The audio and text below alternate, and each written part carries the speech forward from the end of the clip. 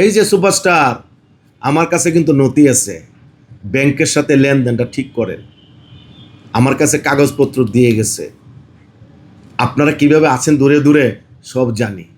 আমি ধামাচাপা দিয়ে রেখেছি, যে নিয়ে আসছে এই ব্যাংকের চেয়ারম্যানকে রিকোয়েস্ট করেছি, বাংলাদেশের লিজেন্ড একটাই মৌসুমী ম্যাডাম, যাকে আমি শ্রদ্ধা করি, সম্মান করি, তার সাথে আমার একটা ভালো বন্ধুত্ব, ভালো বন্ডিং।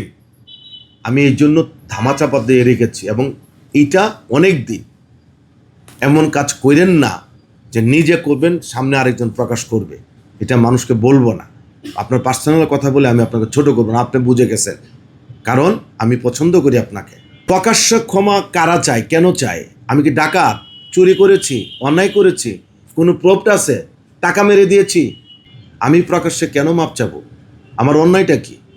আপনার ওয়াইফকে আমি কাজে নিয়ে টাকা দিয়েছি, তার পরিচিতির মধ্যে ডুবে গেছিল, নাই বিলীন হয়ে গেছিল। আমেরিকাতে এখন কাজ করে খাচ্ছে, একটা ফিতা কাটলে $1000 নিচ্ছে, কোথাও গেলে $500 নিচ্ছে, একটা কাজ করলে $5,000 নিচ্ছে।